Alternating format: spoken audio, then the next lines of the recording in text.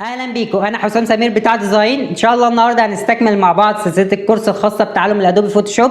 ده الدرس رقم 11 معانا في الدوره التعليميه ديت، واللي من خلاله هنتعرف على اداه مهمه جدا ان انت تبقى عارفها، وهي اداه الجريدينت تول او اداه التدرج اللوني. وده اللي من خلاله هنتعرفه النهارده من خلال الدرس دوت، وهي من الادوات الاساسيه في استخدامك واللي هيبقى قايم عليها شغلك بشكل كبير. فبالتالي هنتعرف على اداه التدرج اللوني او اداه الجريدينت تول بشكل مفصل. بالتالي ده الدرس اللي هنتعلمه النهارده وهنتقنه النهارده. فمن غير تفاصيل كتير انزل اخبط اللايك من دلوقتي ويلا بينا.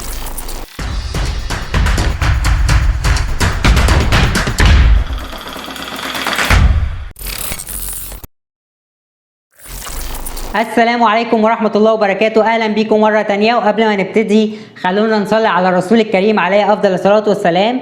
وزي ما شفت في مقدمة الحلقة ديت هنتعرف مع بعض النهاردة أو هنستكمل مع بعض سلسلة الكورس الخاصة بتعلم الأدوبي فوتوشوب، وبالتحديد هنتعرف على أداة الجريدينت تول أو أداة التدرج اللوني. وهي واحدة من الأدوات المهمة جدا إن أنت تبقى عارفها، لأن معظم شغلك ومعظم أعمالك هتكون قايمة عليها. لأن أنت لو حبيت تصمم خلفية احترافية هتستخدم الأداة ديت، ولو حبيت تعمل تأثيرات احترافية برضو هتستخدم الأداة ديت. فبالتالي هنتعرف على كل الخصائص الخاصة بأداة الجريدينت تول أو أداة التدرج اللوني. فمن غير ما أطول عليك خلونا نتوجه للجزء العملي على البرنامج وعلى الكمبيوتر ويلا بينا.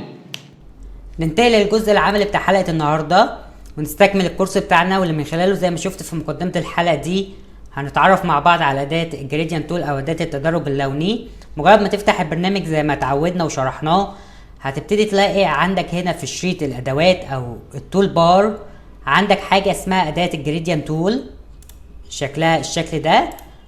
ولو جيت وقفت عليها يكتب لك جريدينت تول وحرف الاختصار بتاعها في الكيبورد حرف الجي. مجرد ما تدوس عليها هتلاحظ ان شريط الادوات او شريط الخصائص عندك هنا فوق اختلف. زي ما اتعودنا كل اداة بتدي لك شريط خصائص خاص بيها، بالتالي برضو اداة الجريدينت تول او اداة التدرج اللوني ليها شريط خصائص خاص بيها. لما بتيجي تدوس على اول خانة دي بتلاحظ ان البرنامج هنا بيدي لك حاجات ستاندر بتيجي اوتوماتيك مع البرنامج. يعني هنا لو جيت دوست على الفولدر بتاع البيزك او الستاندر بتلاقي ان هو بيدي لك الالوان الاساسيه اللي بتيجي مع البرنامج. كمان بيدي لك بقى بعض الالوان اللي بتيجي مع البرنامج زي ما انت شايف، تقدر ان انت تتعرف عليهم بالتفصيل. وليكن انا هبتدي اخد اي لون من الالوان دي، وليكن خليني اختار اللون التالي. وعندك بعد كده هتلاحظ ان شكل الاداة عندك اختلف او عامل زي علامة الزائد او البلس لما بتيجي تقف في صفحة العمل. لو مش ظاهرة عندك بالشكل ده يبقى انت مفعل زرار الكبس عندك في الكيبورد، فبتيجي تقفله فبيظهر معاك بالشكل المعتاد. بعد كده عندك بقى خيارين. الخيار الاولاني ان انت تبتدي تسحب بالشكل ده وتسيب، فتلاحظ ان هو بدأ يرسم لك جريدينت تول او بدأ يعمل لك تدرج لوني ما بين اللونين اللي انت مختارهم. وهنا في الحالة دي انا مختار لون جاي اوتوماتيك مع البرنامج، وليكن خلوني اخد اي لون تاني. وبنفس الكيفية هبتدي اسحب من فوق لتحت واسيب، فبتبتدي تلاحظ ان اللون الفاتح هو اللي من فوق واللون الازرق او الغامق هو اللي من تحت. كمان تقدر تسحب بقى بالطريقة افقية او رأسية، فهتلاحظ ان الفاتح اصبح على شمال الشاشة او شمال الديزاين والغامق على اليمين. ودي كانت الطريقة الاولى في انك انت ترسم باداة الجريدينت تول او اداة التدرج اللوني. تقدر ان انت تسحب يمين شمال زي ما انت عايز بحيث ان انت بتحصل على التدرج اللوني اللي انت عايزه. طيب في حالة ان انت عايز تعمل لون خاص بيك انت، يعني انت عايز تخصص لون خاص بيك انت، ففي الحالة دي بتبتدي ان انت تيجي على اي مود انت حابه من الالوان دي وتدوس عليه دبل كليك بالشكل ده. فهتلاحظ ان هو طلع لك النافذة دي. النافذة دي بيبتدي هنا يقول لك الالوان اللي انت مستخدمها او الالوان الاساسية بتاعتك. فليكن انا هنا عندي اللون الاسود وعندي هنا اللون الابيض. اقدر اجي هنا ادوس كليك على المنطقة بتاعت اللون الابيض دي، هبتدي تلاحظ ان انت عندك هنا حاجة اسمها كولر دي مجرد ما انت تغير فيها او تختار اي لون هتلاحظ عندك هنا ان هو بدأ يغير لك اللون الابيض اللي كان هنا باللون اللي انت بتختاره من علبة الالوان دي. وتقدر بقى ان انت تختار اي لون انت حابب ان انت تخصصه بشكل يدوي. ليكن انا هنا هختار اللون دوت. كمان لو انا حابب اغير اللون الاسود ده نفس الكيفية، تيجي هنا تدوس بوينت على النقطة السوداء ديت او المنطقة السوداء دي، هتلاحظ ان هو بدأ يديلك كولر وجنبه اللون الاسود. فتيجي تدوس كليك، هتبتدي تلاحظ ان انت تقدر تغير اللون، وبنفس الكيفية بيظهر معاك في المنطقة دي اللون اللي انت بتختاره. وليكن خليني اختار لون زي الاصفر بالمنظر ده، او لون مدي على الاورنج، وادوس اوكي. فهتلاحظ ان انت عندك هنا الجريدينت اصبح باللون الاول اللي انت اخترته، اصبح باللون التاني اللي انت اخترته. تقدر بعد كده ان انت تدوس اوكي وتبتدي ان انت تشتغل بالجريدينت تول اللي انت عملته بشكل يدوي ده، وتقدر ان انت هنا تدخل اي اسم انت عايزه، ليكن انا هسميه H1، وتقدر ان انت تدوس نيو، بحيث ان هو هيبتدي يحتفظ بالجريدينت ده اللي انت انشأته. تقدر تستخدمه في اي وقت تاني، مش كل مرة هتيجي تعمل نفس الاوبشن، لا انت المرة دي تقدر ترجع له مرة تانية في اي وقت وتدوس اوكي. هتبتدي بقى ان انت ترسم بالالوان اللي انت استخدمتها زي ما احنا اتعودنا. تقدر تسحب من فوق لتحت، من يمين للشمال، من الزوايا، زي ما انت عايز. وبالفعل هتلاحظ ان التدرج اللوني هو بالالوان اللي انت اخترتها. كمان في اوبشن تاني، لو احنا رجعنا لنفس النافذه دي، دبل كليك عليها عشان نرجع لنفس النافذه دي، وجينا دوسنا على اللون اللي احنا اخترناه الاولاني من هنا، هتلاحظ ان انت عندك هنا مؤشر صغير او بوينت صغيره كده. البوينت دي كل ما تزيد فيها معناته ان انت بتقول للبرنامج انا عايز اغلب اللون ده على اللون ده، او عايز كثافه اللون ده ساعه الديزاين او ساعه التصميم تبقى اكتر من اللون ده. وتقدر كمان ان انت تسحبها العكس، بحيث ان انت تخلي الاصفر او الاورنج هو الغالب على الديزاين، وتقدر تخليها في المنتصف زي ما انت حابب. فهنا بتقدر تاخد المؤثر، او تقدر تقول انا عايز اللون الاصفر يبقى ظاهر اكتر من الاحمر لما شد بالجريدينت تول، او العكس صحيح. طيب انت لو لاحظت كمان جنب المنطقة اللي انت بتختار منها الالوان دي او تدرجات اللوني اللي بتبقى معاك ستاندر، هتلاحظ كمان في شريط الخصائص ان انت عندك حاجات تانية. الحاجات دي تقدر من خلالها بدل ما انت بتشد ويصبح معاك خط بيمثل لك اللون الاول واللون التاني، وفي المنطقه اللون التدرج اللوني ما بينهم، تقدر كمان تقول للبرنامج انا عايز الجريدينت تول بشكل دائري، يعني اخلي اللون الاحمر بشكل دائري في النص، والاطراف فيها اللون الاورنج او اللون الاصفر.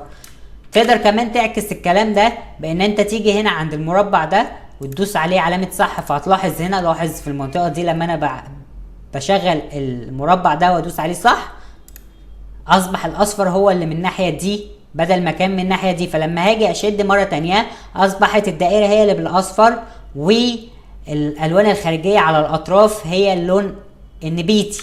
فبالتالي تقدر بالطريقه دي ان انت تعكس الالوان اللي انت بتستخدمها. كمان تقدر تلغي كمان العكسان اللي انت عملته للالوان دي وترجع ترسم مره تانية. فهتلاحظ ان الاحمر هو اللي رجع في المنتصف، والاطراف اصبحت باللون الاصفر او الاورنج. عندك كمان بقى كذا خيار هنا تقدر ترسم من خلاله عن طريق الخيار التالت دوت. انت لما تيجي تسحب هتلاقي ان البرنامج بيديلك تأثير زي التأثير المخروطي او التأثير الاسطواني، بحيث ان هو جاب لك اللون النبيتي في الاصفر، ثم ان هو عمل لك عملية تدرج في المنطقة اللي من هنا.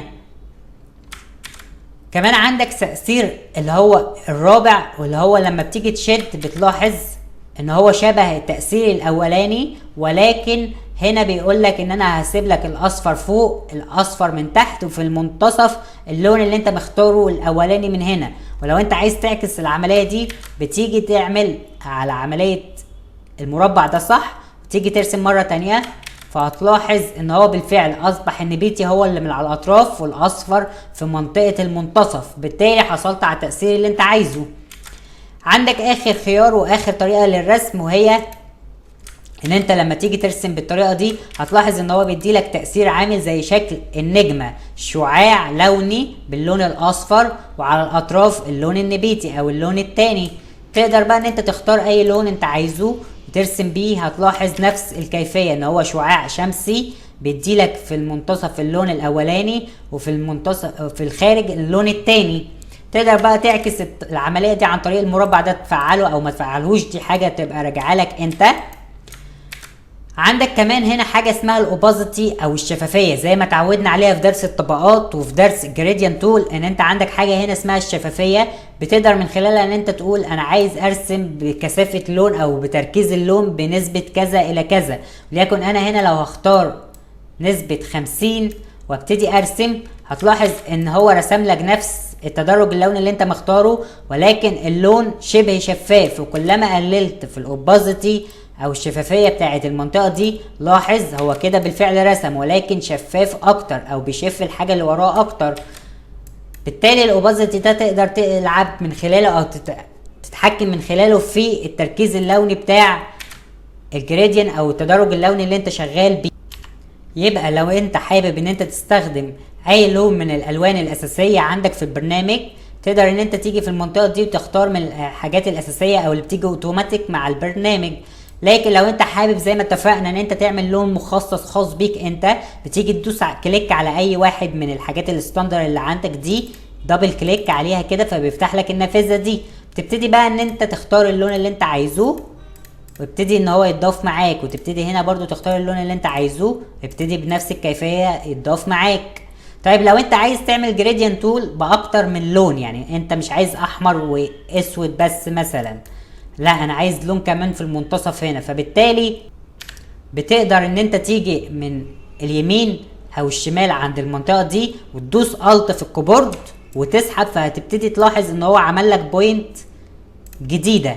البوينت دي بنفس الكيفيه تقدر تتحكم فيها وتختار، وليكن اختار اللون الابيض، وخلوني ان انا هنا ابتدي اسحب بوينت جديده الت وهسحب نقطه جديده بالشكل ده، والمنطقه دي هختار فيها وليكن اللون الاسود. فلاحظ اصبح معايا اسود واحمر في المنتصف وابيض في المنتصف واحمر على بدايه الشاشه.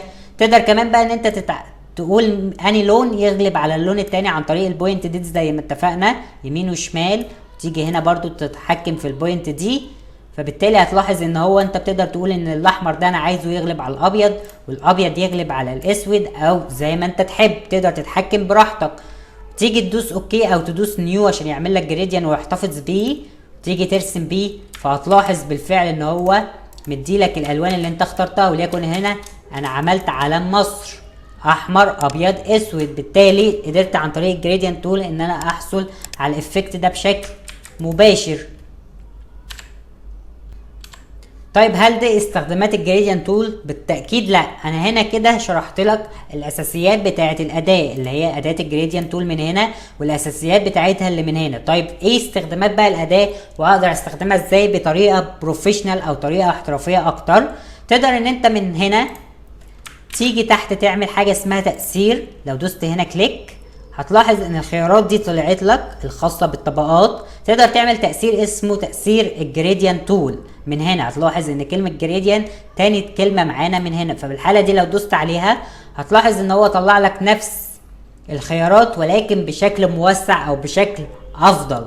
لو جيت هنا تقدر تختار بنفس الكيفيه الالوان اللي انت عايزها. بالتاكيد هتلاقي برضو الحاجات الاساسيه اللي البرنامج بنديها لك، وبنفس الكيفيه تقدر بقى ان انت تختار اي لون او تخصص اي لون، ان انت تيجي هنا دبل كليك وبنفس الكيفيه ونفس النافذه اللي احنا شرحناها. ولكن اللي انت هتلاحظه هنا بقى ان انت اي حاجه انت بتختارها بيبتدي البرنامج ان هو بيظبطها لك بشكل اوتوماتيك وبشكل ادق وبشكل احترافي. فبالتالي التأثير اللي انت بتختاره من هنا بتلاحظ ان هو نزل على كامل الديزاين بتاعك، فبالتالي بتقدر ان انت تصمم باك جراوند اساسيه او خلفيه اساسيه بطريقه الجريديان تول.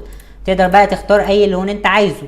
كمان بقى من هنا عندك حاجه اسمها السيتل. السيتل دي لو جيت دوست عليها بيديلك نفس الخيارات اللي كانت هنا ولكن بشكل ادق، بحيث ان انا اقدر اخليه لينر عبارة عن خطوط لونية بالطريقة دي. تقدر كمان تخليه راديكال بشكل دائري التأثير بتاع الجريديان تول، ولاحظ ان هو بيرسمهولك بشكل اوتوماتيك وبيبقى مظبوط مع الحواف بحيث ان الجزء ده بيساوي الجزء ده بيساوي الجزء ده وهكذا، بالتالي اكثر احترافية في التحكم.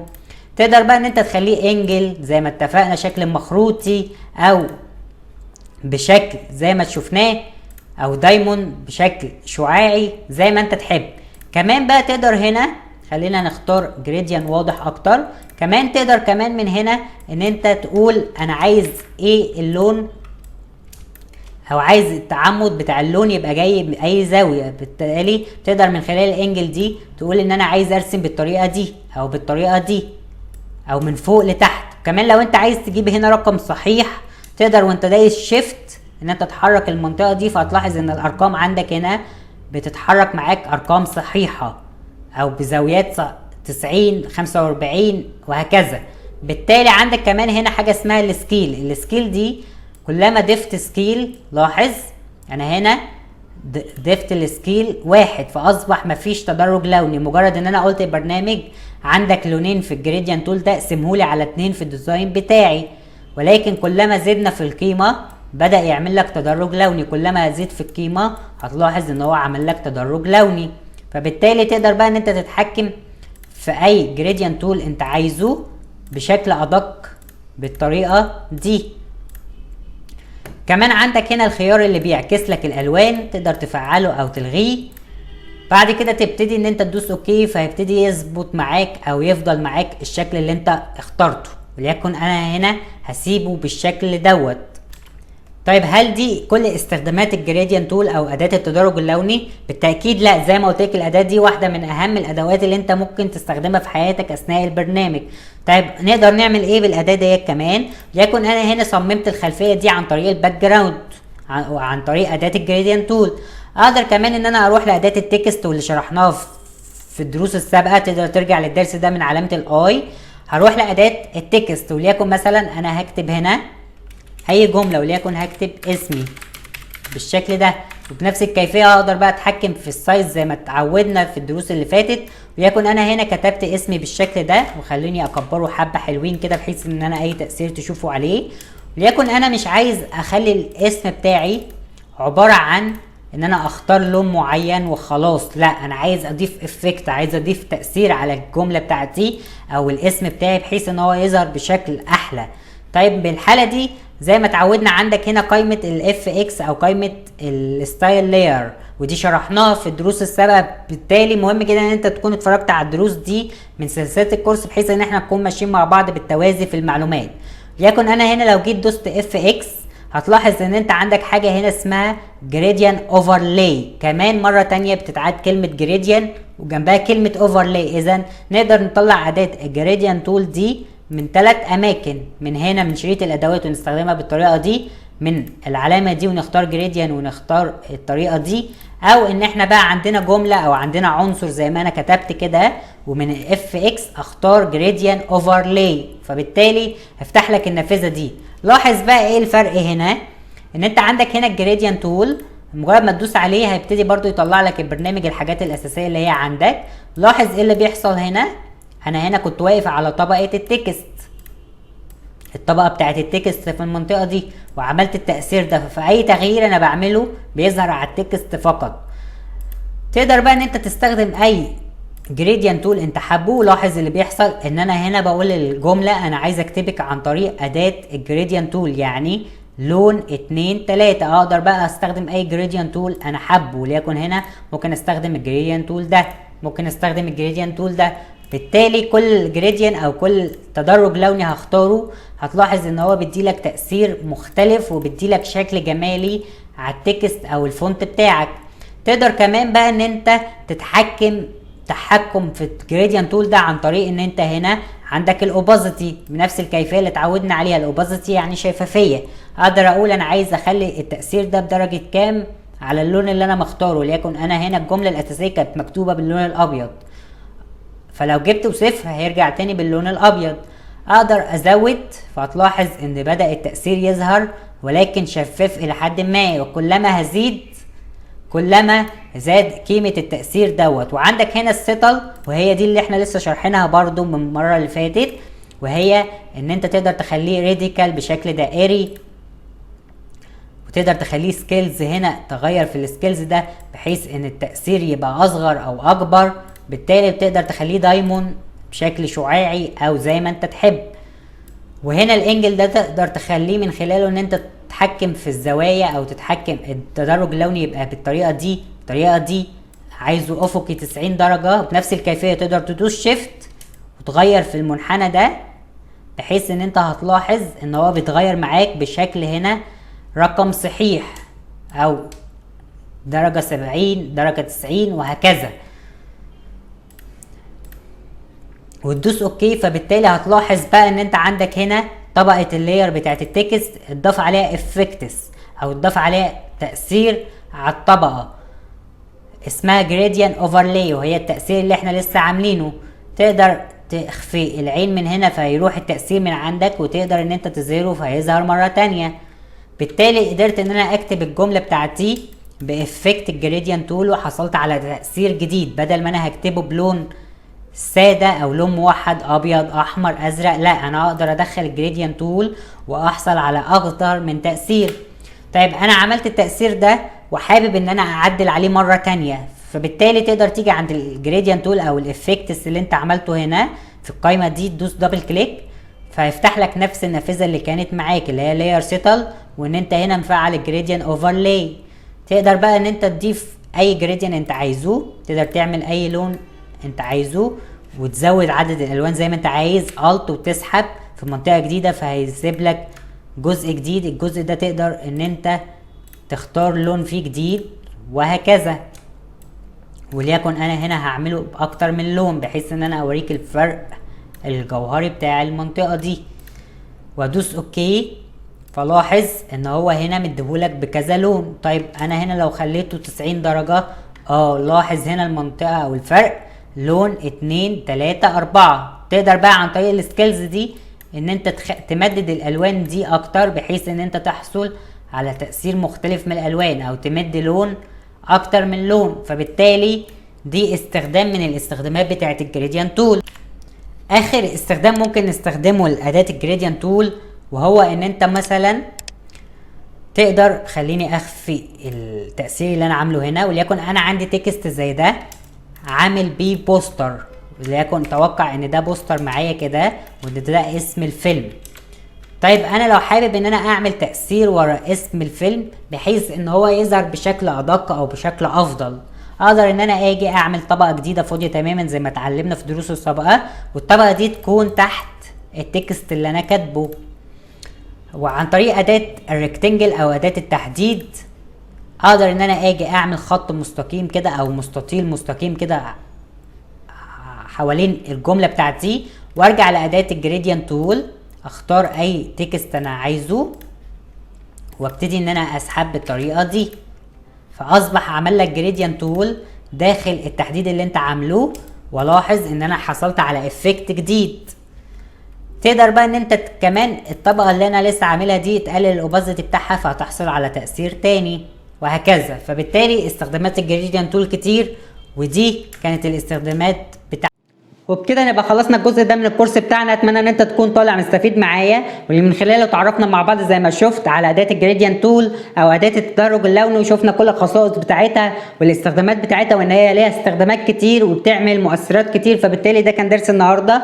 اتمنى ان انت تكون طالع مستفيد معايا لان ده الهدف من الحلقه دي. كمان اتمنى ان انت تدعم الفيديو ده تحت بلايك عشان يوصل لاكبر عدد من الناس، وانك تعمل شير على منصات التواصل الاجتماعي فيسبوك او تويتر لو انت حابب ان انت تدعمني بحيث ان المحتوى يوصل لاكبر عدد من الناس. اخيرا اتمنى كمان ان انت تشترك في القناه، فعل زر الجرس عشان يصلك كل الاشعارات. كان معاك حسام سمير، انا بتاع ديزاين، والسلام امان.